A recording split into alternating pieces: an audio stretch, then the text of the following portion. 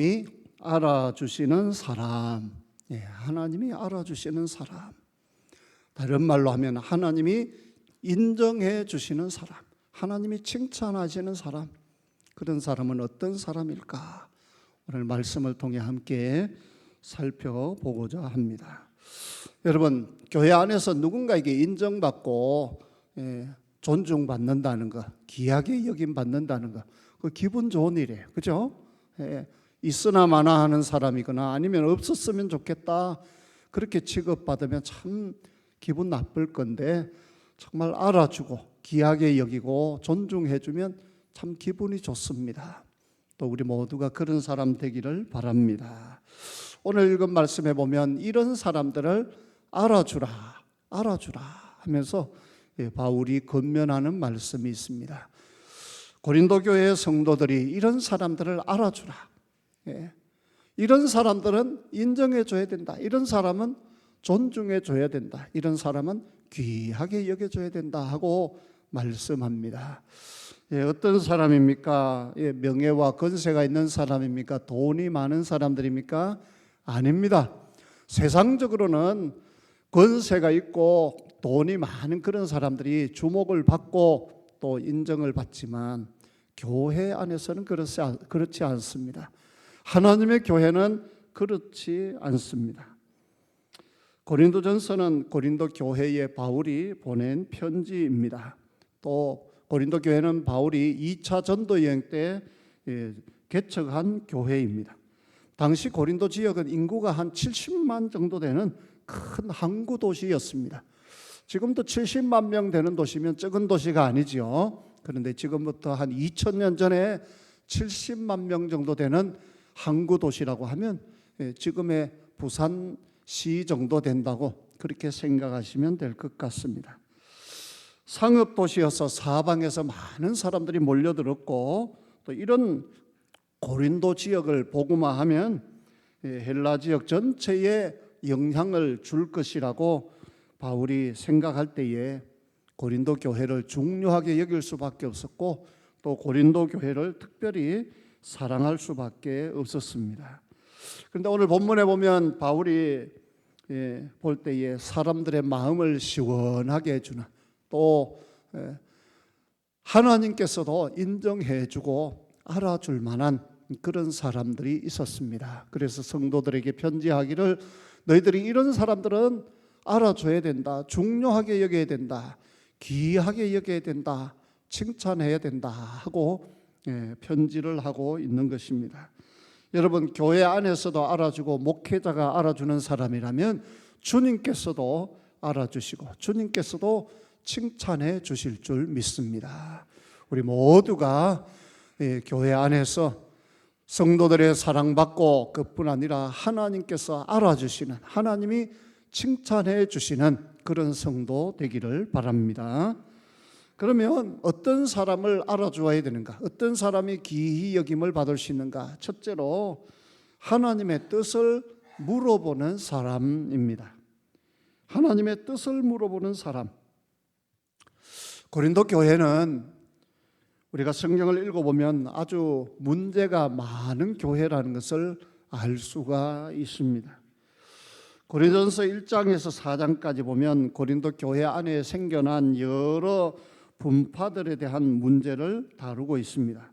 당시 고린도 교회 안에는 나는 바울파다, 나는 베드로파다, 나는 아볼로파다, 나는 어떤 지도자도 따르지 않고 나는 그리스도파다, 이렇게 여러 파가 갈려져 있었습니다. 또 5장에 보면 불륜의 문제를 다루고 있습니다. 또 6장은 교인들 사이에 일어난 소송의 문제를 다룹니다. 교인들 간에 문제가 있었는데 이걸 교회 안에서 해결하지 않고 세상 법정에 가지고 간 부끄러운 사실을 지적하고 야단을 치고 있습니다. 판단을 해야 될 너희들이, 세상 사람들을 판단해야 될 너희들이 세상 사람들에게 판단을 받고자 하느냐 하고 바울이 야단을 칩니다. 또 8장부터 10장까지 보면 우상 숭배의 문제를 다루고 있습니다. 또 12장부터 14장까지 보면 은사의 문제, 하나님이 주시는 은사를 잘 사용하지 못하고 그것을 오용한, 잘못 사용한 문제를 지적합니다. 또 15장에는 부활에 대해서 믿지 못하는 자들에게 부활에 대해서 말합니다. 그리고 16장은 헌금에 대한 문제를 다루고 있습니다. 아무 문제가 없었으면 이런 편지를 쓰고 구구절절히 말할 필요가 없어요. 입댈 필요가 없으면 잔소리가 필요 없습니다. 그런데 이렇게 잔소리가 많다는 것은 고린도 교회에 문제가 많았다는 것입니다. 교회 안에 이런 문제들이 있을 때에 사람들이 바울에게 찾아와서 하나님의 뜻이 무엇인지를 물었습니다. 이럴 때 교회가 어떻게 하는 것이 바르게 가는 것인지 물어보았습니다. 거기에 대한 답을 주고 있는 편지가 바로 고린도전서입니다. 바울이 쓴 고린도전서를 들고 고린도 교회에 가는 사명을 이들이 맡았습니다. 17절에 보면 바울이 세 사람을 소개합니다. 17절에 내가 스데바나와 브드나도와 아가이고가 온 것을 기뻐하노니 그들이 너희의 부족한 것을 채웠습니다. 그랬습니다. 여기에 세 사람이 등장합니다. 좀 생소하죠. 한국 사람이 아니니까 스데바나 또 브드나도 아가이고 이 세 사람이 바울을 찾아왔습니다. 그런데 그것을 바울이 기뻐했습니다.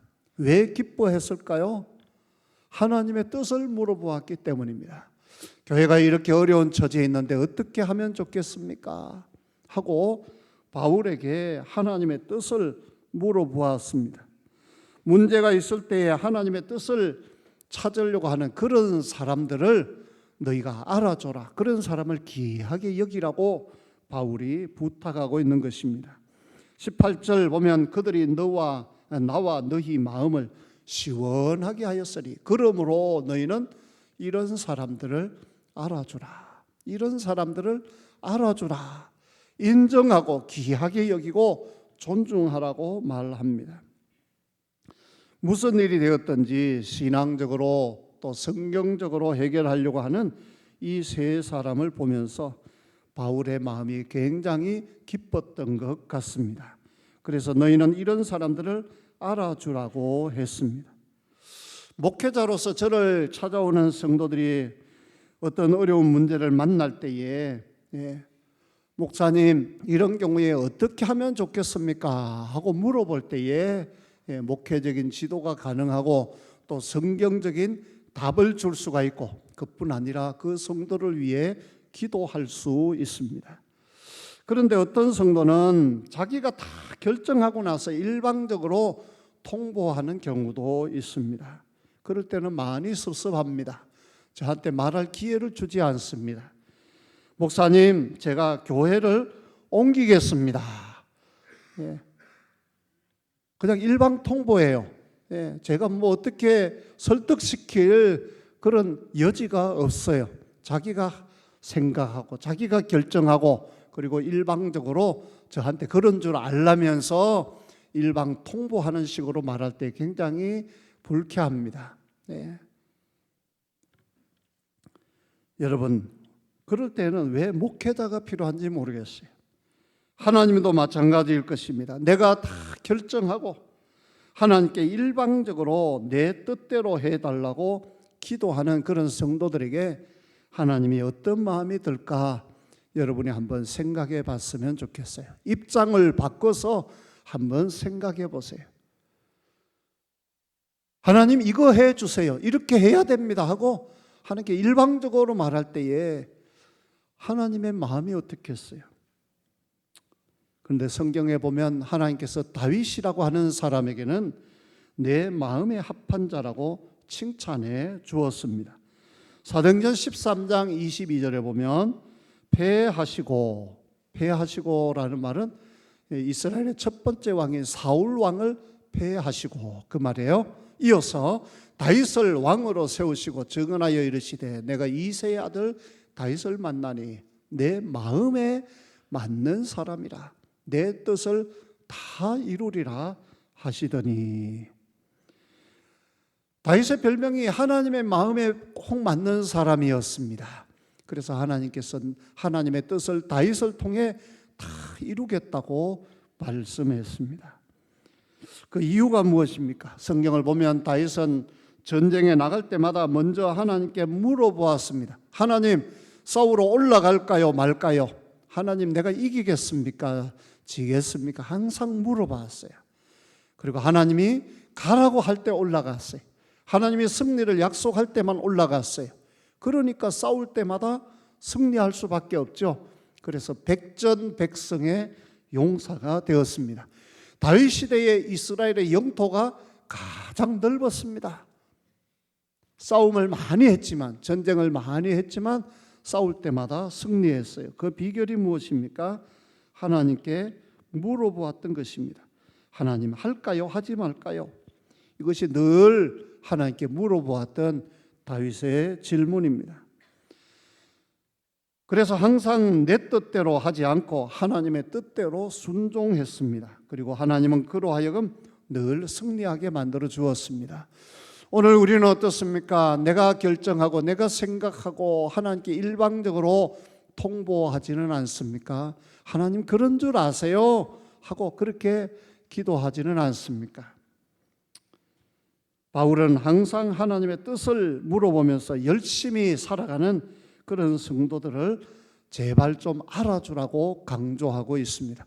오늘도 교회 안에서 하나님께 기도하는 성도, 하나님께 물어보는 성도, 그런 성도를 귀하게 여기고 그런 성도를 존중할 줄 아는 그런 교회가 되기를 바랍니다. 또한 여러분 자신들도 항상 하나님의 뜻을 물어보는, 하나님의 말씀을 통해 또 기도를 통해 하나님이 주시는 답을 얻을 수 있기를 주님 이름으로 축원합니다. 두 번째로는 어떤 사람을 알아주어야 되는가? 어떤 사람을 하나님이 알아주시는가? 부족한 부분을 채워주는 사람입니다. 17절 말씀입니다. 내가 스데바나와 브도나도와 아가이고가 온 것을 기뻐하노니 그들이 너희의 부족한 것을 채웠습니다. 너희의 부족함을 채웠습니다. 예, 세상에 완전한 사람은 한 사람도 없어요. 다 우리는 약점이 있고 부족이 있습니다. 건물로 치면 공사 중이에요. 공사판이에요. 공사장을 지나다 보면 어떤 팻말이 있죠? 공사 중 불편을 드려 죄송합니다. 현장 소장 백 맞죠? 예. 대부분의 공사장에 다 그렇게 쓰여져 있어요. 그러면 길을 가다가 불편해도 그렇게 쓰인 글자를 보면 뭐라고 욕하는 사람이 없어요. 그런 줄 알고 이해하고 지나갑니다. 그런 것처럼 우리는 보이지는 않지만 모두가 다 목에다가 공사 중 불편을 드려 죄송합니다 하고 그렇게 팻말을 걸고 다니는 거나 마찬가지예요. 왜요? 다 부족하고 연약하고 약점이 있기 때문입니다. 그런데 오늘 본문에 나오는 이 세 사람은 교회 성도들의 부족한 것을 흉을 보고 소문을 내고 또 그 사람들을 막 공격하고 나무라는 그런 역할을 했던 것이 아니라 도리어 그 부족함을 채워주는 역할을 했습니다. 이 사람들이 바울에게 찾아온 이유는 신앙에 관련된 문제를 해결하기 위해 교회 안에 여러 가지 어려운 문제들에 대한 성경적인 답을 얻기 위해 찾아온 것으로 추측이 됩니다. 그리고 이들의 손을 통해 고린도 교회에 바울의 편지를 전달하게 됩니다. 스데바나라는 이름의 뜻은 왕관을 쓴 사람입니다. 참 이름이 멋있죠? 왕관을 쓴 사람. 또 그에 대해서 사람들의 마음을 시원하게 해준 사람, 또 교회의 성도들의 부족한 것을 채워준 사람이라고 표현합니다. 이런 사람들을 알아주라고 했습니다. 부족한 부분을 채워주었다고 했습니다. 누구나 부족한 부분이 있어요. 부족한 부분들을 우리가 보고서 채워줄 수 있는 그런 성도가 되기를 바랍니다. 우리는 한 몸입니다. 한 몸에 붙어있는 지체와 같습니다. 왼손이 이렇게 다쳐서 손을 움직이지 못하면 오른손이 손으로 하는 일을 모두 다 해야 합니다. 왼발을 다치면 오른발이 왼발의 역할까지 해야 합니다. 또 목발을 짚으면 팔과 겨드랑이가 힘을 써야 합니다. 왜요? 한 몸이기 때문에 그렇습니다. 우리는 예수 그리스도를 믿음으로 하나님의 자녀가 되었습니다. 한 아버지를 섬기는 믿음의 한 가족이 되었습니다. 성경은 우리를 한 몸이라고 말하고 있습니다. 한 형제 자매입니다. 그러므로 우리는 서로 부족함을 도울 수 있어야 합니다.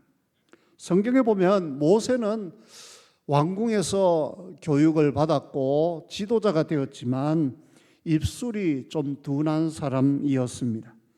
아마도 40년 동안의 광야에서 양을 치면서 사람들하고 말하는 일이 별로 없다 보니 말이 어눌해진 것 같습니다. 출애굽기 4장 10절에 보면 하나님께서 80세에 모세를 불러서 이스라엘의 지도자가 되라고 말씀하실 때에 그가 대답한 말이 이렇게 적혀 있습니다. 모세가 여호와께 아뢰되 오 주여 나는 본래 말을 잘하지 못하는 자니이다. 주께서 주의 종에게 명령하신 후에도 역시 그러하니 나는 입이 뻣뻣하고 혀가 둔한 자니이다. 이것이 모세의 약점이에요. 모세의 부족한 부분이에요. 근데 하나님께서 이 모세의 부족한 부분을 어떻게 채워주십니까? 그의 형 아론을 통해서 모세의 부족한 부분을 채워주도록 합니다. 출애굽기 4장 14절에 보면 하나님이 모세에게 이렇게 말합니다. 여호와께서 모세를 향하여 노하여 이르시되 레위 사람 내 형 아론이 있지 아니하냐? 그가 말 잘하는 것을 내가 아노라. 그가 너를 만나러 나오나니 그가 너를 볼 때에 그의 마음에 기쁨이 있을 것이라. 15절 너는 그에게 말하고 그의 입에 할 말을 주라. 내가 네 입과 그의 입에 함께 있어서 너희들이 행할 일을 가르치리라. 그가 너를 대신하여 백성에게 말할 것이니 그는 내 입을 대신할 것이요. 비록 형이지만 모세의 대변인 역할을 네 형이 아론이 잘 감당할 것이다 하고 하나님이 말 잘하는 형 아론을 붙여줄 것을 말씀했습니다. 그리고 그대로 되었습니다. 형 아론은 모세의 형이라고 해서 거드름 피우고 잘난 척하고 동생을 깔보고 형 노릇만 하려고 하지 않았습니다. 형이지만은 동생의 부족한 부분을 잘 채워주었습니다. 모세의 대변인 역할을 했던 것입니다. 그래서 모세는 형 아론만 보면 기분이 좋았을 것입니다. 부족한 부분을 채워주는 성도가 되기를 바랍니다. 부족한 부분을 채워주는 기쁨이 있을 것이고 또 채움받는 성도도 기쁨이 넘칠 것입니다. 또한 성경에 보면 서로라고 하는 단어가 많이 나옵니다. 서로. 출애굽기 18장 7절에 보면 모세가 나가서 그의 장인을 맞아 절하고 그에게 입맞추고 그들이 서로 문안하고 서로 인사를 나눴다는 것입니다. 마가복음 9장 50절에 보면 소금은 좋은 것이로되 만일 소금이 그 맛을 잃으면 무엇으로 이를 짜게 하리요? 너희 속에 소금을 두고 서로 화목하라. 소금이 녹아지면서 희생하면서 짠맛을 내듯이 너희가 서로 화목하라. 혼자 힘쓰는 것이 아니라 서로 힘쓰라. 서로 화목하라고 말씀합니다. 골로새서 3장 13절에는 보면 또 뭐라고 되어 있습니까? 누가 누구에게 불만이 있거든 서로 용납하여 피차 용서하되 주께서 너희를 용서하신 것 같이 너희도 그리하고. 서로 용납하고 용서하고 받아들이고 서로 용서하라고 했습니다. 또 히브리서 10장 24절에 서로 돌아봐라. 자기 것만 챙기지 말고 서로 돌아보아 사랑과 선행을 격려하라고 했습니다. 요한복음 13장 34절에 보면 새 계명을 너희에게 주노니 서로 사랑하라. 한 사람만 사랑하는 것이 아니라 짝사랑하는 것이 아니라 서로 사랑하라. 내가 너희를 사랑한 것 같이 너희도 서로 사랑하라고 했습니다. 서로의 부족한 부분을 채워주는 사람, 그런 아름다운 성도가 되기를 바랍니다. 또 그런 성도를 알아주기를 바랍니다.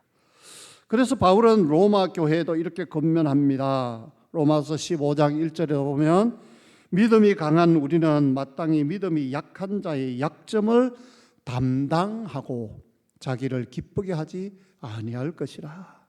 어떤 사람이 믿음이 약한 자의 약점을 담당해야 된다고요? 믿음이 강한 자. 교회를 나온 지가 그렇게 오래되지 않았어도 믿음이 강하면 믿음이 약한 자의 약점을 감당할 수 있습니다. 꼭 교회를 오래 다녀야만 믿음이 강한 자가 되는 것이 아닙니다. 믿음이 강한 자가 약한 자를 붙들어주고 약점을 담당해 주어야 합니다. 옛날에 자녀를 많이 낳을 때는 부모님들이 자녀들 다 챙길 수가 없었어요. 그죠? 밭에 일하러 가면 어린 동생들, 언니, 형들이 동생들을 돌보았습니다. 그런 것처럼 교회 안에서도 우리 성도들이 한 형제 자매로서 서로를 돌아보고 또 서로를 챙길 수 있어야 합니다. 새가족뿐만 아니라 믿음이 연약한 자들, 또 나보다 늦게 믿은 분들, 또 어려운 형편 가운데 있는 분들, 우리가 그들의 부족함을 채워줄 수 있어야 합니다. 유튜브 동영상을 하나 보시겠습니다. 2017년 12월 10일 미국 텍사스주 댈러스에서 열린 마라톤 대회에서 있었던 아주 감동적인 이야기입니다. 여자부 마라톤 대회입니다. 뉴욕 정신과 의사인 챈들러 셀프가 결승선 앞까지 1등으로 달리고 있었습니다. 2위가 뒤로 많이 쳐져 있었기 때문에 누가 봐도 그가 1등할 것이 뻔했습니다. 그런데 불과 183m를 남겨두고 결승전을 180m 정도 남겨두고 갑자기 비틀거리기 시작합니다. 다리가 완전히 풀린 챈들러 셀프는 더 이상 뛰지 못하고 바닥에 주저앉아 버렸습니다. 그 뒤를 따라오던 2위 주자가 1등을 차지할 수 있는 절호의 기회였습니다. 그런데 2위 주자였던 17세 고교생 아리아나 루트먼이 이 챈들러 셀프를 부축하고서는 같이 뛰기 시작했습니다. 거의 의식을 잃을 정도가 된 챈들러 셀프의 귀에다가 대고 이렇게 말했습니다. 정신 차리세요. 당신은 할 수 있어요. 결승선이 바로 눈앞에 있어요. 이렇게 끊임없이 응원을 하면서 같이 달렸습니다. 그리고 결승선 앞에서 그녀의 등을 떠밀어서 그녀를 1등으로 만들어 주었습니다.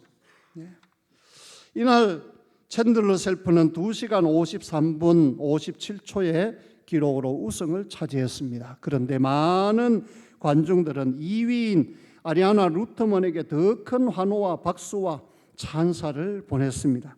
너무너무 멋지고 아름다운 장면이었습니다. 아리아나 루트먼은 어린 나이인 12세부터 달라스에 집 없는 사람들을 위한 비영리 단체를 만들어서 도왔던 아름다운 사람이었습니다. 항상 다른 사람들의 부족한 부분을 채워주면서 살아온 사람입니다. 이 이야기의 실제 장면을 찍은 그때 경기를 찍은 동영상 우리 잠깐 함께 보도록 하겠습니다. It's just class right here by both of them. Another fall. We just all want her to just get there. She's given everything she possibly has to get to this finish line. She is literally, from where we sit, we can see she's less than 50 yards from the finish. Sold a phenomenal athlete and triathlete, great runner. She's just willing herself there. And this is our winner, ladies and gentlemen. This is not normally what you expect to see at the finish of a marathon. But Chandler Self has run herself to complete exhaustion, and she is so brave. This is incredible. And she's running fast. Remember, she's 30 minutes ahead, or slower than what the time is because she started it earlier. She is still going to run the marathon in under 2 hours and 54 minutes. Tremendous, tremendous effort for Chandler Self today. Oh my goodness. So that's a fantastic time. She's going to be fine. We've seen this before. She's going to be absolutely fine. So don't worry about that. We got to 예, get her 여러분 어때요? refueled.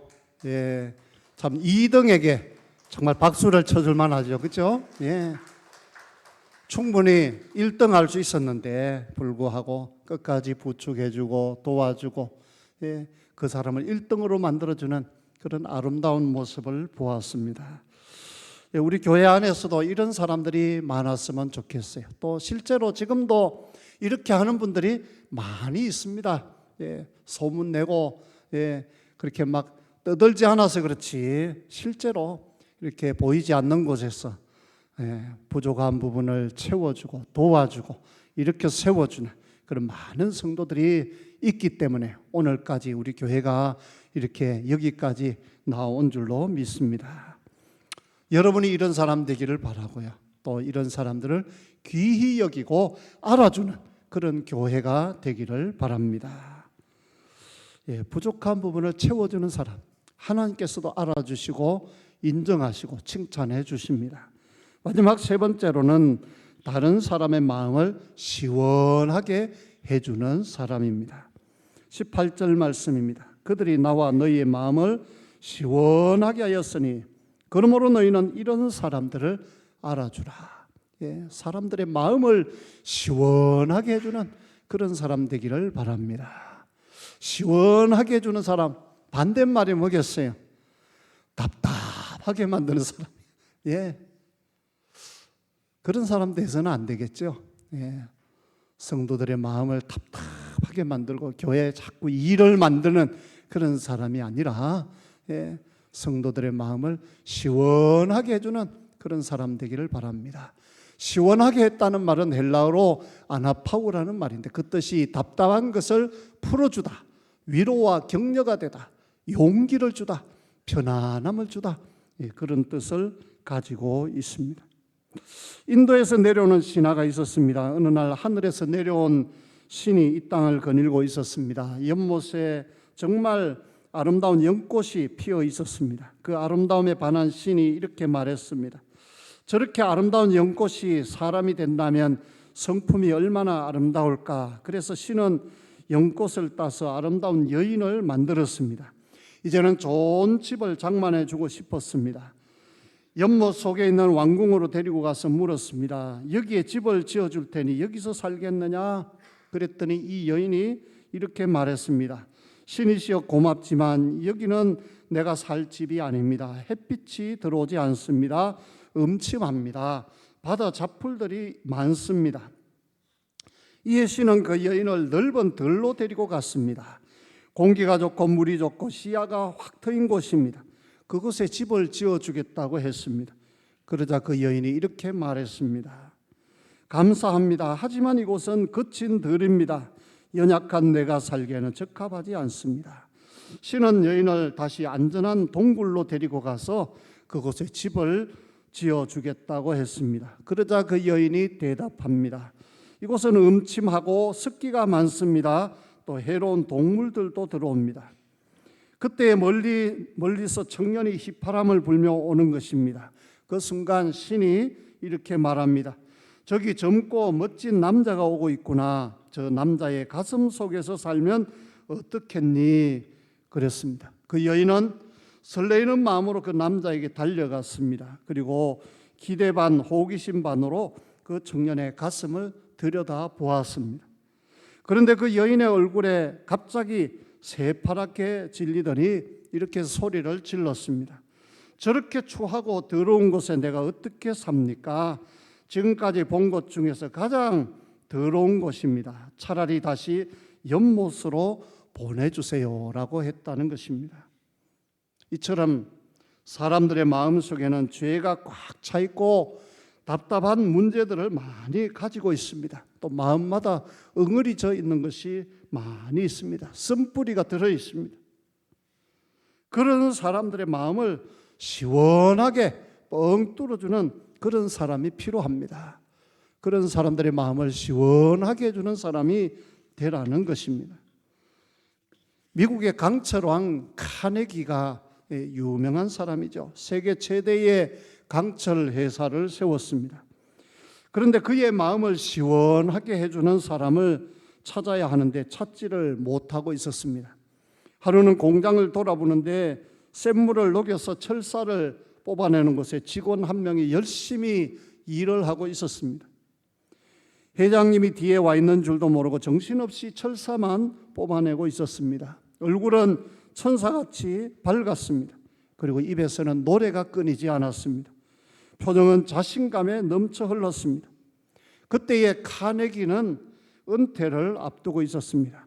저런 사람에게 우리 회사를 맡기면 성실하게 잘 운영할 것이다 하는 생각이 들어서 그를 회장실로 불렀습니다.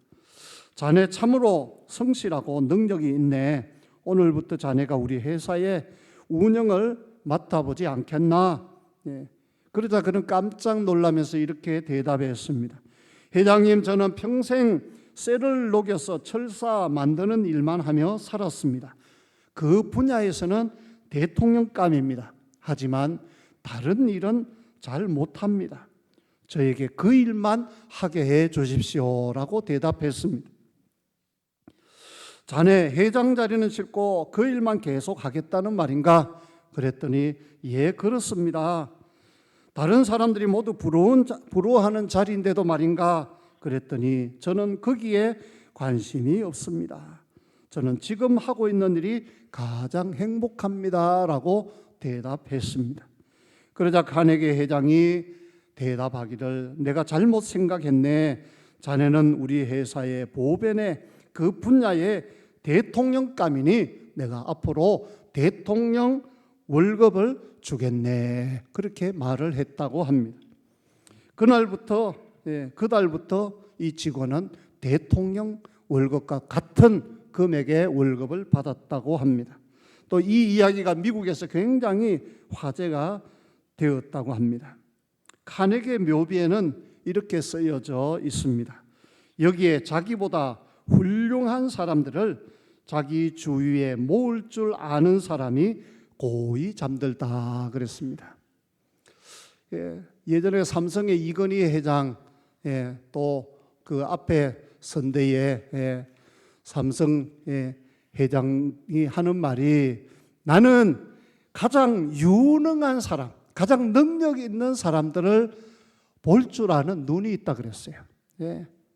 자기가 그런 능력이 없어도 그런 사람들을 알아볼 수 있으면, 그들을 귀하게 여길 수 있으면 그들을 잘 활용할 수 있고, 또 그들 한 사람 한 사람이 1000명을, 10,000명을, 10만 명, 100만 명을 먹여 살릴 수 있는 그런 인재가 되는 것입니다.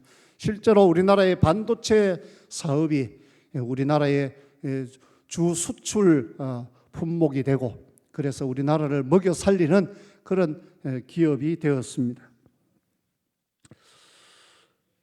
다른 사람의 마음을 시원하게 해주는 사람, 이런 사람을 알아주라 하고 바울이 부탁하고 있습니다. 사람들이 알아주는 사람은 어떤 사람입니까? 어떤 사람을 알아주고 인정하고 중요하게 귀하게 여겨야 합니까? 또 하나님께서 어떤 사람을 알아주십니까? 인정하십니까?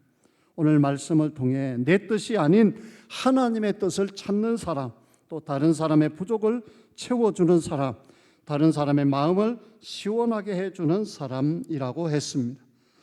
예수님께서 이 땅에 오셔서 어떤 사람을 알아주셨습니까? 한 가지만 예를 들고 마치겠습니다. 마가복음 14장에 보면 예수님께서 베다니 시몬의 집에 가셨을 때에 마리아라고 하는 여인이 한 나드 옥합을 깨뜨려서 예수님의 머리에 부었습니다. 무려 300데나리온이나 되는, 오늘날로 치면 1년 연봉에 해당되는 약 한 3천만 원 이상 값어치가 있는 그런 옥합을 깨뜨려서 예수님께 부어 드리고, 그리고 예수님의 발을 씻겼습니다. 이 일을 두고 많은 사람이 비난했습니다. 이렇게 값진 것을 낭비했다, 허비했다, 쏟아부었다고 말했습니다. 가난한 사람에게 도와주면 더 좋았을 거라고 했습니다. 그때 예수님이 뭐라고 말씀하십니까? 마가복음 14장 6절부터 9절에 보면 이렇게 말씀합니다. 예수께서 이르시되 가만두라, 너희가 어찌하여 그를 괴롭게 하느냐? 그가 내게 좋은 일을 하였느니라. 그가 내게 좋은 일을 하였느니라. 알아주는 것입니다.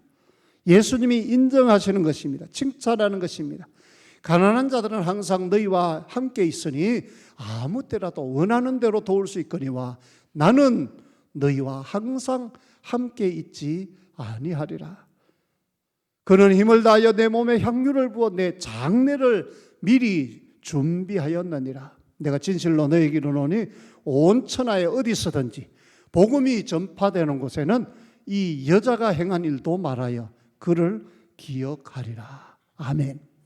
예수님이 기억하시고 또 오고 오는 세대의 많은 성도들이 기억할 만한 그런 아름다운 일을 이 여인이 했다는 것입니다.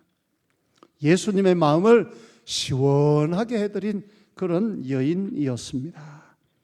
오늘 우리도 예수님께 칭찬받고 인정받는, 또 사람들에게도 길이 전해질 수 있는 그런 우리 성도 되기를 바랍니다. 오늘 저는 하나님이 알아주시는 사람이란 제목으로 말씀을 전했습니다.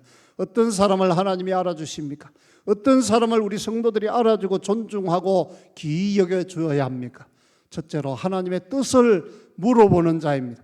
두 번째, 부족한 부분을 채워주는 자입니다. 세 번째, 다른 사람의 마음을 시원하게 해주는 사람입니다. 우리 모두가 이런 성도 되기를 바라고, 또 이런 자들을 교회 안에서 알아주고 또 귀히 여겨주는 그런 우리 교회가 되기를 주님 이름으로 축원합니다. 우리 다 같이 찬송가 330장을 부릅니다.